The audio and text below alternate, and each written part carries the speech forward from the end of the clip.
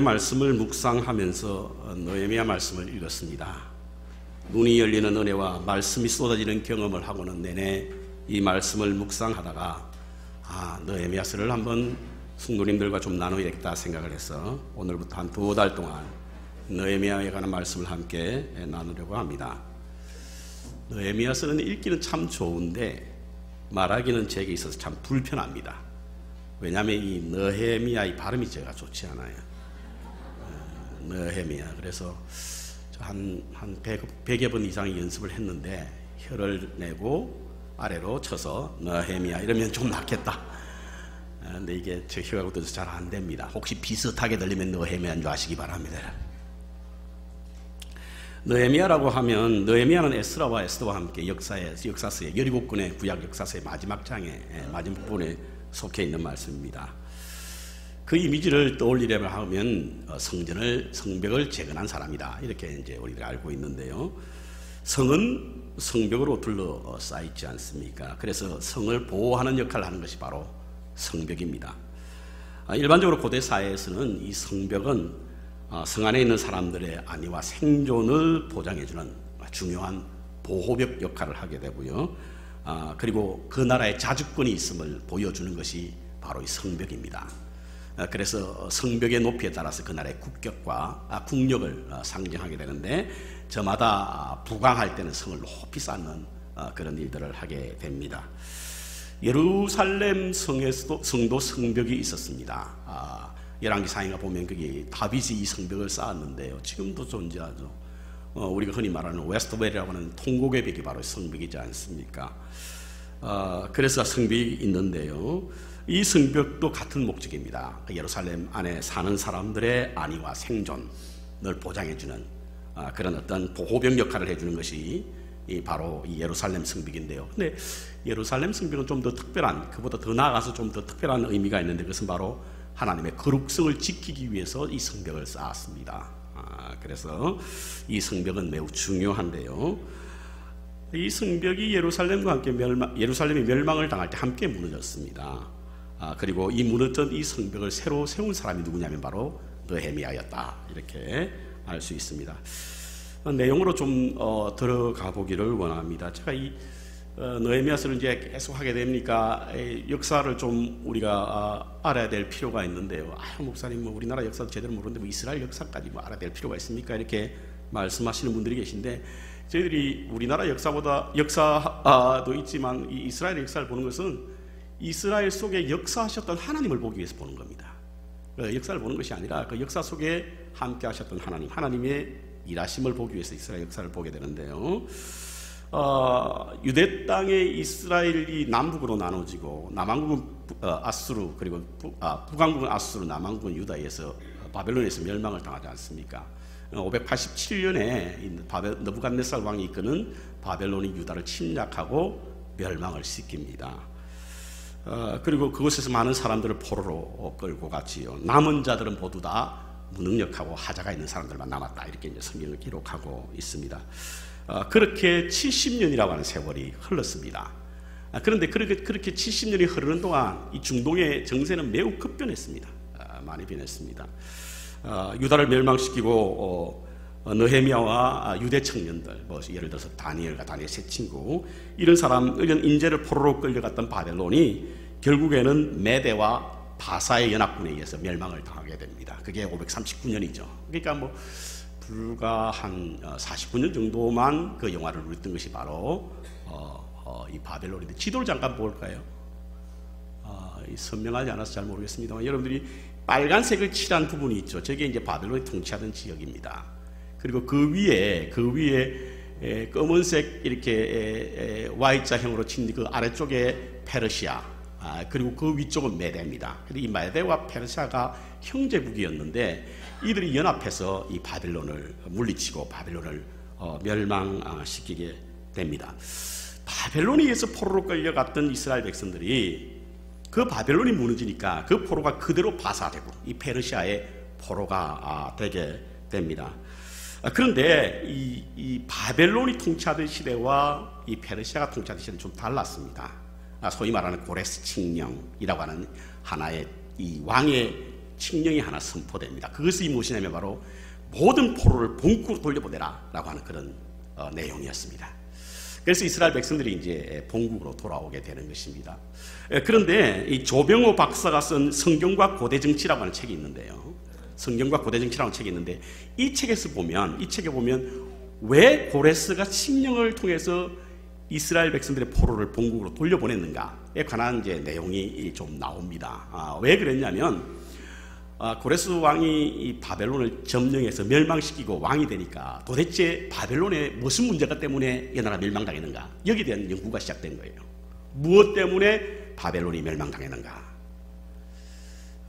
연구 결과 어떤 문제가 있었냐면 바로 바벨론이 이 중앙 집중제, 소위 말하는 중앙 집권제를 했던 거예요. 그래서 각 지역에, 그들이 점령한 모든 지역의 인재들을 모두 다 바벨론 성으로 다 불렀습니다. 그 중에 아까도 제가 말씀드렸지만 느헤미야와 에스라와 다니엘과 그 친구, 이런 친구들이 이제 성으로 들어오게 됐습니다. 그래서 바벨론 성에는 인재들이 차고 넘쳤지만 그 외 지역은 피폐해가지고 지역마다 그야말로 경제적인 침체로 인해서 그 지역이 제대로 세워질 수 없는 그런 상황이 되다 보니까 자연적으로 세금이 거두지지 않는 거예요. 이게 결국 경제에 어려움을 갖게 되었고 바벨론이 멸망하게 되는 원인이 되었다, 이렇게 이제 분석을 한 겁니다. 그래서 고레스가 왕이 되자 아니다, 바벨론 성에 이렇게 많은 인재가 필요 없다, 다 본국으로 돌려버려. 그래서 지방 분권화를 통해서 지방의 경제를 살려서 그 세금을 많이 거두기 위하여 고레스의 칙령이 생겼는데, 그 칙령이 뭐냐면 바로 모든 포로들 다 본국으로 돌려보내라, 이겁니다. 물론 에스라에 의하면 그 이면에 하나님께서 그 마음을 감동시켰기 때문이다 라고 말씀하고 있지만, 어쨌든 정치적으로 보면 그런 이유 때문에 포로로 끌려갔던 이스라엘의 인재들이 돌아오게 되게 됩니다. 역사가 조세퍼스에 의하면 이미 안정된 삶을 버리고 돌아온 사람은 적었다, 이렇게 말하고 있는데, 여러분 그 예수님 시대 때 동방박사가 바벨론의 포로로 끌려갔던 그 후손이었다, 이렇게 보는 학자들이 있는 이유가 바로 끌려갔던 많은 포로들 중에 다 돌아온 것은 아니고 다윗의 영광을 회복하는 그런 꿈을 가진 자만 돌아오게 되는 것입니다. 역사적으로 보면 한 3차례 귀환이 되는데요. 차트를 한번 볼까요? 차트를. 1차는 스룹바벨이라고 하는 지도자를 통해서 이제 돌아오게 됩니다. 그게 스가랴 1장부터 8장까지 나와 있고요. 그 다음 이제 두 번째가 에스라는 학사, 제사장입니다. 그래서 말씀을 가리키는 사람이었고요. 그 다음 3차가 바로 이 느헤미야에서 귀환을 하게 됩니다. 1차 스룹바벨이 온 것은 바로 무너진 성전을 회복하기 위한 겁니다. 새로 건축하기 위해서 왔고요. 그리고 2차 회복은 에스라가 말씀을 회복하기 위해서, 제사를 회복하기 위해서, 지금으로 말하면 예배를 회복하기 위해서 2차 귀환을 하게 되는데요. 1차, 2차 귀환으로 말미암아 어느 정도 예루살렘은 회복되었다, 이렇게 봅니다. 이렇게 보았습니다, 느헤미야는. 그래서 지도력이 뛰어난 그런 스룹바벨도 갔고 말씀에 탁월한 에스라도 갔으니까 예루살렘 성은 아마 다 회복이 되었을 것이다, 이렇게 보았습니다. 그런데 오늘 본문에 보니까 성이 그렇지 않다는 거예요. 성이 그렇지 않답니다. 우리가 1장 1절에 보니까 하갈의 아들 느헤미야의 말이라 아닥사스다 왕 제20년 기스르월에 내가 수상궁에 있대. 수상궁은 바로 아닥사스다 왕이 머무는 곳이 있거든요. 거기 있는데 나의 한 형제 중 하나니가 두어 사람과 함께 유다에 이르렀기로 내가 그 사로잡힘을 면하고 남은 유다 사람과 예루살렘의 형편을 물었더니 어떻게 했냐면 그 상황이 3절에 저희가 내게 이르되 사로잡힘을 면하고 남은 자, 포로로 끌려가지 않고 남아있는 자는 그 도에서, 그 성에서 큰 환난을 만나고 능욕을 받으며 예루살렘은 해파되고 성문들은 소화되었다 하는지라. 깜짝 놀랐습니다.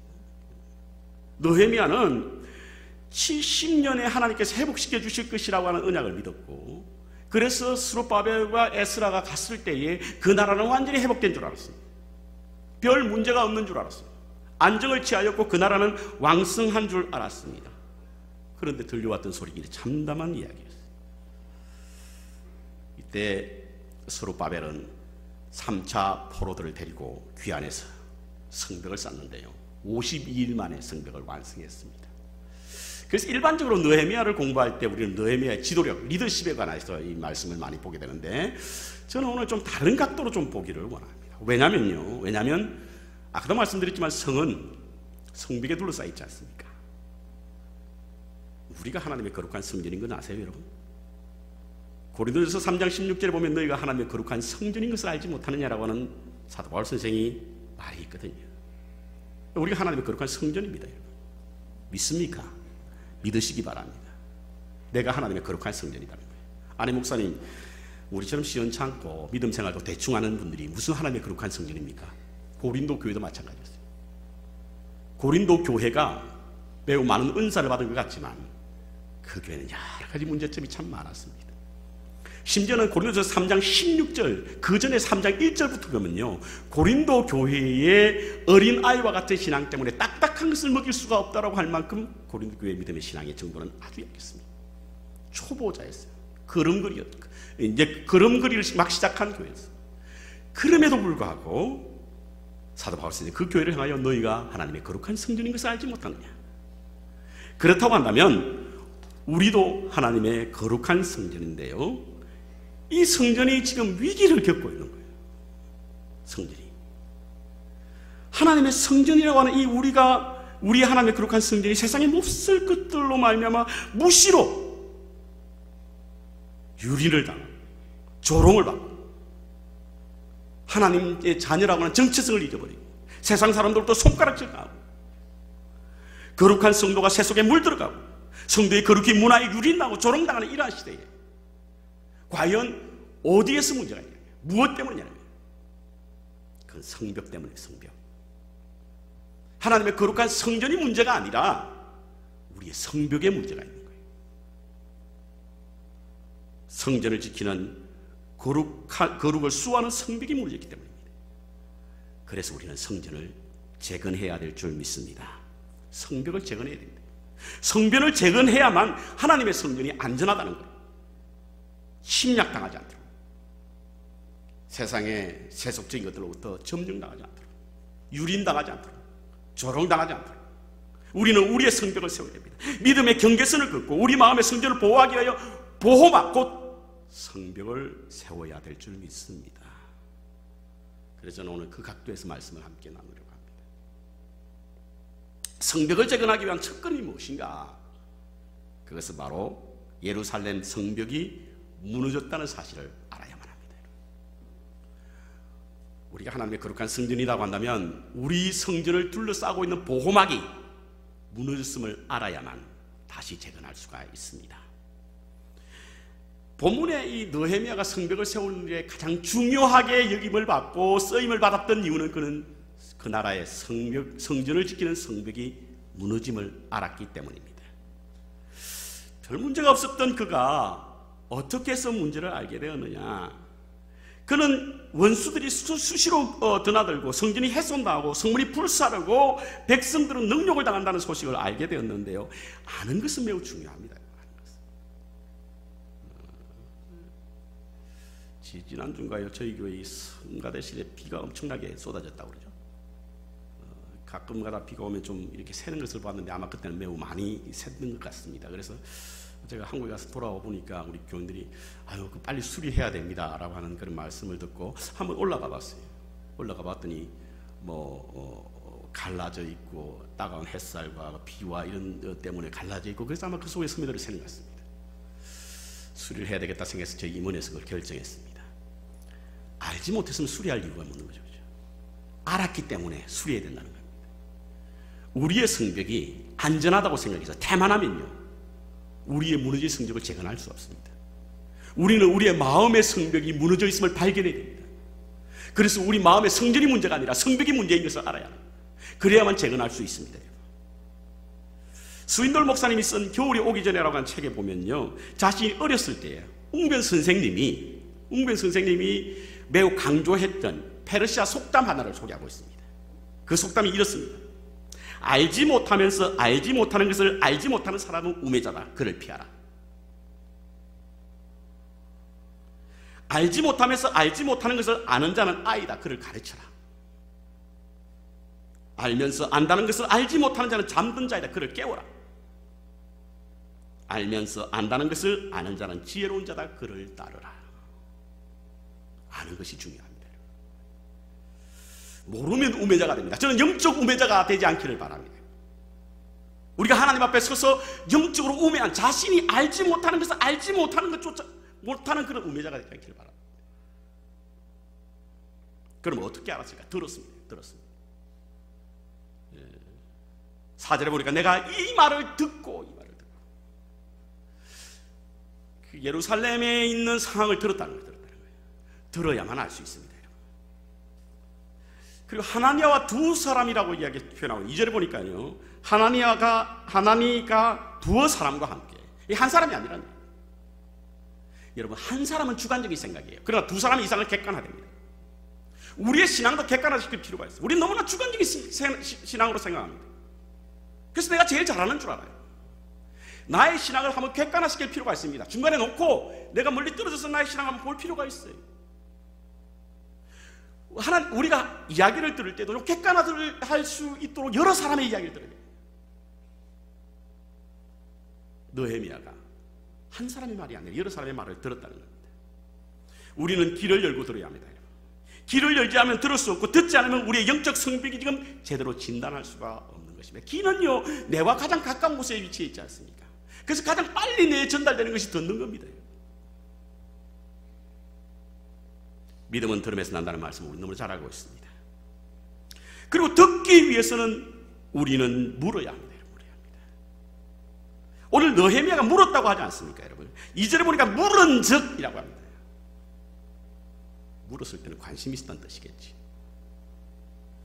여러분, 우리가 정말 우리의 신앙을 점검하고 성찰하고 돌아보기 위해서는요, 끊임없이 하나님 앞에 나 자신을 물을 수 있는 믿음이 있어야 합니다.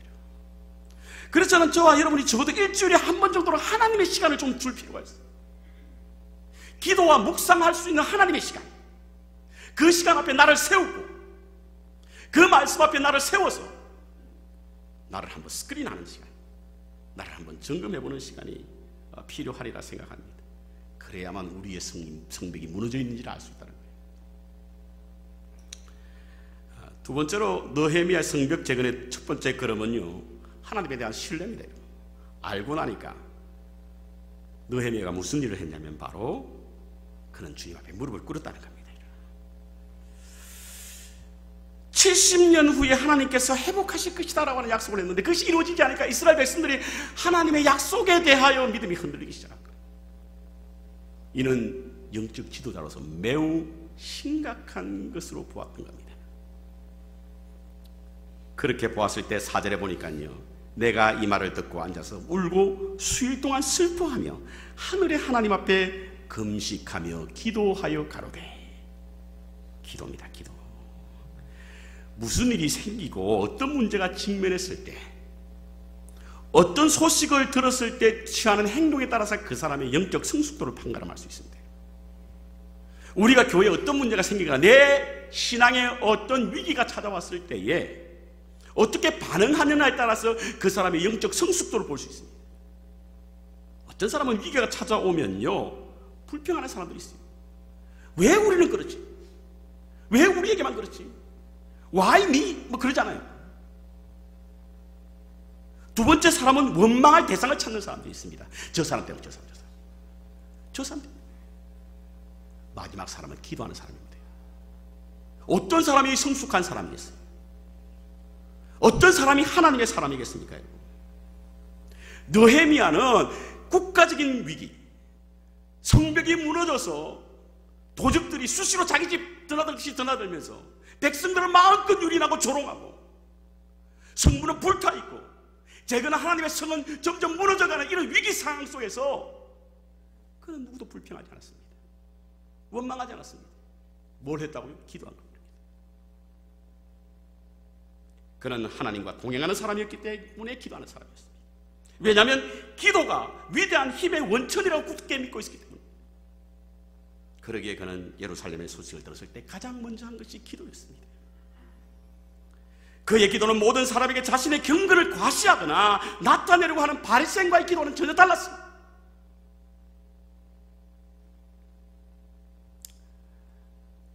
여러분, 기도의 사람이라 그러면 히스기야 왕을 우리가 떠올리게 되는데요. 여러분, 성지순례 하다 보면 히스기야 동굴도 가게 되면 그곳에 보면 기도하는 히스기야 모습이 나와요. 저기 이제 저 장면이 그림으로 나와 있는데요.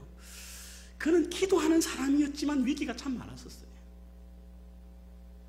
특별히 그가 재임 시대 때에 이 아수르의 산헤립이 랍사게라고 하는 장군을 보내가지고 이스라엘 백성을 멸망시키러 올 때 그러니까 조롱의 말로 이스라엘을 괴롭힙니다. 선전포고를 한 거예요. 너희 신은 떠났다. 많은 신들이 떠났다. 우리가 여기 가지고 보니까 너희 믿는 신 가지고는 안 된다. 빨리 항복하라. 이렇게 조롱했습니다. 이때 히스기야 왕의 태도를 보십시오. 그는 NSC도 모집하지 않았어요. 국가안전위원회 같은 걸 모집 안 했어요. 백성들에게 군으로 소집하라고 하는 명령도 내리지 않았습니다. 전쟁 물자를 준비하여 그 전쟁을 준비하지도 않았습니다. 그가 했던 것은 무엇입니까? 저 그림이 선전포고를 들고 하나님의 성전에 나가서 그는 무릎을 꿇고 기도했던 것입니다. 우리 마음의 성전이 무너짐을 보았을 때 우리도 이와 같은 태도여야 될 줄 믿습니다. 일어나는 일에 대하여 불평하는 것은 불신의 단계입니다. 누구를 원망하는 것은 낮은 신앙의 단계예요. 곧바로 무릎을 꿇는 것이 성숙한 신앙이요 믿음의 사람의 자세인 줄 믿습니다. 무릎을 꿇으면 문제 해결이 보여요. 저희 교회가 연합감리교에 속해 있는데요, 연합감리교회 장례가 참 걱정스러운데, 연합감리교회는 회의하다가 세월 다 보낸다 라고 하는 조롱에 섞인 이야기를 듣습니다. 참 회의가 많아요. 뻑하면 위원회가 모이고 뻑하면 회의가 모입니다. 물론 회의를 해야 됩니다. 하지만 기도한 후에 회의를 해야 될 줄 믿습니다. 기도한 후에. 그래야만 하늘의 소리를 들을 수 있잖아요. 여러분, 회의를 하는 이유는 하나님의 음성을 듣기 위해서 하는 거거든요. 내가 듣지 못하는 것을 누군가를 통해서 하나님의 음성을 듣기 위해서 하는 겁니다. 그래서 우리는 기도해야 하는 거예요. 기도하고 회의해야 하는 거예요. 기도가 없으니까 사람의 소리만 들려요. 사람의 소리. 그러니까 앞날이 캄캄한 거죠. 비로소 뉴욕의 비클던 감독이 오셔서 우리 한인교회의 영성을 본받아서 통성기도, 열정적인 기도, 이런 기도에 대해서 우리 연합감독이 모일 때마다 합니다만, 여전히 우리에게 있어서 기도하지 않고 행동하는 것은 매우 위험한 우리의 태도입니다. 기도는 모든 장벽을 제거하고 모든 생각을 하나님께 초점을 맞추는 겁니다. 그래서 어떤 위기에도 우리가 해야 할 일은 바로 기도입니다. 기도. 느헤미야가 앉아서 울고 수일 동안 슬퍼하며 하늘의 하나님께 기도했다라고 성경에 기록되어 있는데요, 땅에서 울지 않으면 하나님 앞에서 웁니다. 여러분, 우리의 성벽이 무너짐을 보고 탄식하지 않으면 우리가 하나님 앞에 섰을 때 어쩌면 울게 될지 모릅니다. 무너진 성벽 앞에 우리는 눈물로 주님 앞에 자복해야 될 줄 믿습니다. 그런데요, 오늘 여기에 본문에 보면 이 느헤미야의 기도의 내용이 참으로 은혜가 됩니다. 기도는 하는 것도 중요하지만 그 내용은 더 중요합니다. 어떻게 하느냐는 더 중요한 거예요. 첫 번째로 우리가 위기에 처했을 때 어떻게 기도해야 될 것인가? 처음에는 하나님을 경외하는 마음으로 기도해야 됩니다. 5절에 이렇게 기록되어 있습니다. 가로되 하늘의 하나님 여호와 크고 두려우신 하나님이요. 크고 두렵다라고 하는 뜻이 바로 경외라는 뜻이거든요. 두려워한다는 뜻입니다. 이는 살아계신 전능하신 하나님을 고백하는 동시에 하나님을 심판하신 하나님. 여러분, 구약 성경에 보면 하나님의 이미지가 참 많습니다. 잭 마일스라고 하는 사람은 신의 전기라고 하는 그런 책에 보면요, 하나님의 이미지가 14가지인가 15가지 있습니다. 때로는 창조주, 방관자, 디스트로이어, 멸망자, 심판자, 동행자, 여러 가지 많은 이미지가 있어요. 그런데 위기를 만났을 때 우리가 구해야 할 하나님은 어떤 하나님이냐? 크고 두려우신 하나님. 크고 두렵다라고 하는 이 의미는 뭐냐면, 오늘 우리가 당하는 위기가 하나님 앞에 불의함으로 말미암아 이루어졌다는 사실을 고백하는 거예요. 그래서 6절에 보니까 나와 나의 아비의 집이 범죄하여 조상의 죄로 말미암아 멸망이 왔고 그 멸망의 시간이 무려 70년에게 이르게 된 것은 자신의 범죄라는 거예요. 기도의 시작은 자복으로부터 시작됩니다. 우리는 바리새인의 기도와 세리의 기도에 대해서 너무나 잘 알고 있습니다. 그것이 주는 가르침을 너무나 잘 알고 있습니다. 바리새인은요, 그가 기도할 때 나는 저 사람과 같지 않다라고 하는 그런 기도를 했지만, 세리는 차마 고개를 들지 못하고 주여 죄인으로소이다 나를 용서하소서. 이것이 그의 기도의 시작이었습니다. 예수님은 그의 기도를 들으신다라고 말씀하셨던 거예요. 하나님을 경외한다는 것은 무엇입니까? 두려움입니다. 하나님을 두려워하지 않으면 악을 멀리한 법 없습니다. 노아시대 때에 사람들이 악을 멀리했던 건 뭡니까? 하나님을 두려워하지 않았던 거예요. 하나님을 두려워하지 않으니 자신이 범하는 죄와 악에 대해서 심각성을 느끼지 못하는 거지요. 우리에게 주어지는 여러 가지 많은 어려운 일들 앞에 우리가 하나님 앞에 서서 크고 두려우신 하나님을 고백할 수 있는 믿음의 삶을 살아야 할 것이라 여겨집니다. 시편 103편에 보면요, 하나님의 인자하심은 하나님을 두려워하는 자에게 임한대요. 하나님의 인자하심이 하나님을 두려워하는 자에게 임한다는 거지요. 잠언서 14장에 보면 여호와를 경외하는 사람은 하나님의 신이 신뢰, 컨피던스가 있나니 그 자녀에게는 피난처가 있다라고 말씀합니다. 하나님을 두려워하는 자는 하나님의 신이가 있대요. 두 번째, 우리가 기도할 때는 언약을 기억하면서 기도하라는 거예요. 언약을 기억하면서. 5절 중반절부터 보겠습니다. 크고 두려우신 하나님이여 주를 사랑하고 주의 계명을 지키는 자에게 언약을 지키시며. 이 언약을 지키는 것이 어떻게 나오냐? 8절과 9절 보겠습니다. 8절과 9절. 옛적에 주께서 주의 종 모세에게 명하여 가라사대 만일 너희가 범죄하면 내가 너희를 열국 중에 흩을 것이요 만일 내게로 돌아와서 내 계명을 지켜 행하면 너희 쫓긴 자가 하늘 끝에서 있을지라도 내가 거기서부터 모아 내 이름을 두려고 택한 곳에 돌아오게 하라 하신 말씀을 이제 청컨대 기억하옵소서. 하나님의 약속을 기억하면서 기도하라고 하는 것입니다. 이건 모세가 자주 쓰던 방법이었어요. 모세가 이스라엘 백성들을 40년 동안 광야에 이끌 때 모세가 얼마나 어려움을 당했습니까? 원망과 불평과 불신 때문에 이스라엘 백성들이 무지개 속을 수 있거든요. 그때마다 하나님께서 심판하십니다. 심판하실 때 모세가 중보하면서 기도할 때 이 기도를 쓴 거예요. 하나님, 아브라함의 하나님이요 이삭의 하나님이요 야곱의 하나님, 당신께서 당신의 백성을 적과 꿀이 흐르는 땅으로 인도하시겠다고 말씀하셨지 않냐? 그 말씀을 기억하라는 거예요. 버리지 않겠다고 약속하셨지 않냐고. 당신의 자녀를 삼으셔서 물이 물 가운데 지날지라도 물이 침몰치 못하게 하고 불 가운데 지날지라도 불이 너를 사르지 못하게 하라고 약속하셨지 않냐고. 내가 세상 끝날까지 너희와 함께 하실 거라고 약속하지 않으셨냐고. 그것을 기억하옵소서. 비록 오늘 우리가 범죄하여 하나님으로부터 심판받고 있지만 하나님 우리를 고아와 같이 버리지 않겠다고 약속하셨잖아요. 그것을 기억하며 기도해야 될 줄 압니다. 그것을 기억해야 돼요. 이것은 하나님의 신실하심, 하나님의 약속을 반드시 지킨다라고 하는 신실한 믿음이 있는 자만 할 수 있는 기도입니다.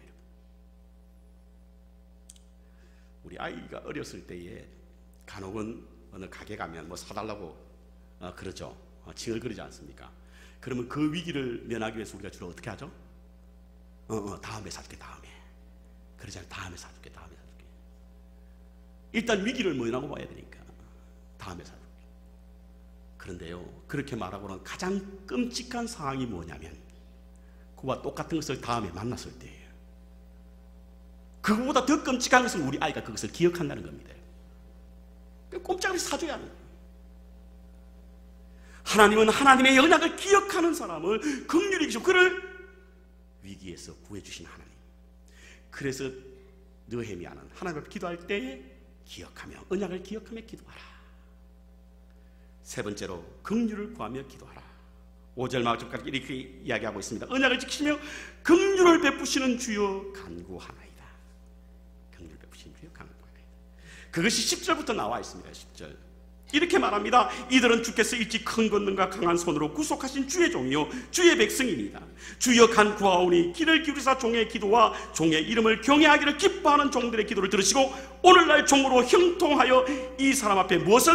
은혜를 입게 해달라. 이 은혜가 뭐냐면 헤세드가 뭐죠? 긍휼 아닙니까? 은혜를 입게 해달라는 거예요. 긍휼을 베풀게 해달라는 거예요. 긍휼이 뭡니까? 컴패션은요 함께 아파한다는 거예요. 긍휼이요 죄 있는 사람을 그대로 두라는 것이 긍휼이 아닙니다. 허물은 우리의 죄를 모른 채 하는 것이, 허물과 죄를 모른 채 하는 것이 긍휼이 아니에요. 잘못을 그저 덮어주는 것이 긍휼이 아닙니다. 비록 우리의 죄에 대하여 심판은 하지만 하나님 우리를 버리지는 마옵소서. 주의 진노 중에라도 우리를 기억하옵소서. 하박국 선지자의 기도가 있지 않습니까? 이것이 하나님의 속성이고 그 하나님의 속성을 알았기에 느헤미야는 그 가운데 기도했습니다. 자, 이렇게 기도했을 때 무슨 일이 있었느냐? 시간 좀 지났지만 짧게 마치겠습니다. 기도했더니 11절 마지막 절에 그때에 이렇게 나와요. 그때에 기도를 마쳤을 그때에 구하여 은혜를 입게 하옵소서 하였나니 그때에 내가 왕의 술관원이 되었다. 기도를 마쳤을 그때에, 아마 기도하기 전에는 그냥 그저 수상궁에 왕이 머무는 그 성에 어느 일인지 모르지만 적당한 일을 하고 있었던 것으로 보입니다. 그런데 기도를 마치고 나는 그때에 그가 술관원이 되었다. 이렇게 말합니다. 여러분, 술관원은 매우 중요한 역할입니다. 왕의 생명을 지키는 역할입니다. 술이 들어오게 되면 이곳에 독액이 탔는지 안 탔는지, 술을 만드는 자고 준비하는 자고 그리고 검사하는 자가 바로 술관원이에요. 그런데 이러한 중요한 직책을 그가 맡게 되었는데, 이것을 맡음으로 말미암아 그가 3차 포로귀환의 지도자로 세움을 입게 되었는데, 언제 이루어지나? 기도하는 그때, 기도를 마치고 난 그때.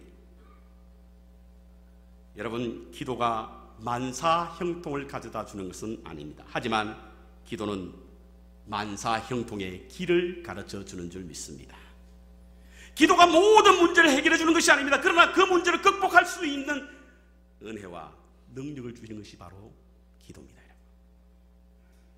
그래서 우리는 기도하고 기도하면 길이 열립니다. 그런데요, 여기서 그때에라고 하는 이 부사, 우리 눈에 보일 때는 그때에, 우리가 바라볼 때는 그때의 일이지만 하나님은 이미라고 하는 부사를 통해서 시작하신 줄 믿습니다. 이미, 때마침 그때의이지만 하나님은 이미 시작하셨다. 왜? 여러분 보십시오. 술관원이 되기 위해서 어느 날 갑자기 야, 너 술관원해, 이러지 않습니다. 그런 법은 없어요. 왕의 생명을 책임지는 일인데 어떻게 그때 갑자기를 정할 수가 있겠습니까? 뭐 오늘날과 같이 청문회는 하지 않는다 하더라도 적어도 느헤미야가 술관원이 되려고 했을 때 많은 사람들이 그를 보았을 겁니다. 그리고 저 사람이 술관원으로 적합하다라고 하는 추천도 있을 겁니다. 왕도 그를 보고 술관원 하면 괜찮겠다라고 하는 신뢰감을 가졌을 겁니다. 이것은 누가 한 일이냐? 하나님이 했다. 하나님이 이미 하신 거예요. 하나님이 이미 하셨는데 겉으로 드러난 것은 우리가 기도할 때 드러나게 되었다는 거예요. 이건 매우 중요한 메시지가 있습니다. 여러분. 지금 우리가 기도하고 응답받으면 그건 하나님이 이미 시작하셨는 일이에요. 이미 시작하셨던 그 일이 기도를 통해서 드러난다는 겁니다. 그렇다고 한다면 우리가 기도하지 않을 때 하나님이 계획하신 많은 일들이 드러나지 않고 그냥 없어지는 거예요. 앤디 앤드루스가 쓴 폰드시의 위대한 하루라는 책이 있습니다. 이 책은 40대 남자의 이야기로서요. 갑자기 실직을 당하고 가정에 어려움을 당하게 되자 자살하려고 고속도로를 달리다가 어떤 차와 부딪힘으로 말미암아 환상의 세계로 여행을 하는 그 책이 바로 폰드시의 위대한 하루입니다. 앤디 앤드루스는 이 책을 통해서 매우 유명한 사람이 되었고요. 백악관에 가서 말씀도 전하는 그런 사람이 되었는데, 그 책에 보면 7명의 전 현직에 있는 사람을 만나게 됩니다. 근데 맨 마지막에 누굴 만났냐면 가브리엘 천사를 만납니다. 가브리엘 천사가 그 주인공을 데리고 천국을 여행합니다. 주인공이 천국을 여행해 보니까 천국이 매우 어지럽은 거예요. 아니, 그곳은 청소도 안 하나? 매우 어지럽게 청비 널려 있는 거예요. 가브리엘 천사 손을 잡고 가다가 종이 하나가 날아가는데요, 우연히 그 종이를 보게 되는데 그 종이에 매우 그에게 익숙한 이름 하나가 적혀 있는 거예요.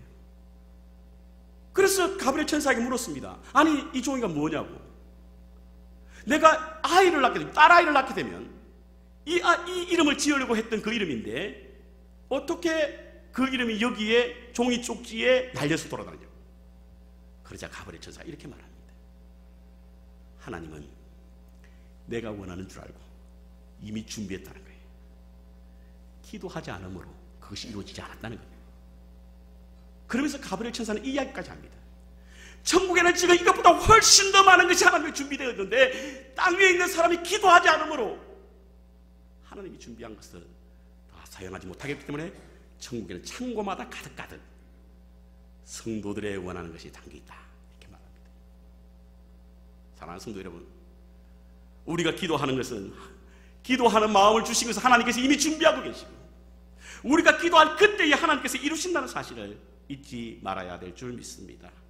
그래서 믿음의 기도는요, 준비된 하나님의 역사를 드러내는 일이에요. 하나님이 계획하신 일을 나타내는 것이 바로 기도입니다. 여러분, 하나님은 기도하는 사람을 통해서 당신의 역사의 무대로 만드십니다. 그래서 그 역사를 써내려가는 것입니다.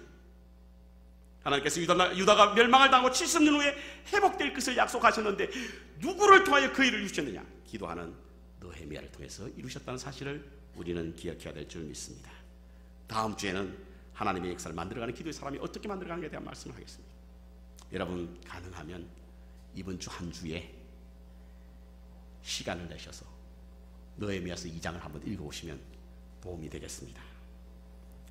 우리의 성전을 지키는 벽이 뭡니까? 믿음입니다. 믿음은 다원주의 시대에 우리의 성전을 위협하는 가장 확실한 방패가 되는 것이 믿음입니다. 믿음이 왜 무너지죠? 하나님에 대한 불신, 불평, 불만 때문에 무너지는 것입니다. 그것을 회복하는 길이 바로 기도입니다. 다시금 믿음으로 성벽을 세우는 진실한 기도가 있어야 될 줄 믿습니다. 느헤미야는 경외하는 마음으로 하나님을 기억함으로 그리고 긍휼을 구하는 기도였습니다. 이는 매우 진실하고 순수한 기도였습니다. 하나님에 대한 헌신, 하나님에 대한 의존, 하나님에 대한 영광을 위한 갈망이 그 기도 속에 묻어있기 때문에 하나님은 그를 통하여 그 백성 이스라엘을 회복케 하는 역사를 나타내게 되는 것입니다. 기도는 하나님의 위대하심과 우리의 약함을 발견하는 시간입니다. 하나님을 신뢰하는 믿음과 사랑만이 할 수 있는 것입니다. 그래서 하나님은 기도하는 사람을 통해서 당신의 위대하심을 나타내는 것입니다. 동시에 기도는 우리가 어떻게 살겠다는 믿음의 결단입니다. 그래서 기도하는 사람은 그렇게 살기를 결단해야 합니다. 영적 공허, 마음의 불안, 신앙의 불신, 그것들이 우리를 괴롭히고 있습니까? 우리의 영혼을 지키는 성벽을 세워야 합니다. 무너져 있다고 한다면 재건하기 위해서 하나님께 신뢰하는 기도를, 하나님을 신뢰하는 기도를 하시기 바랍니다.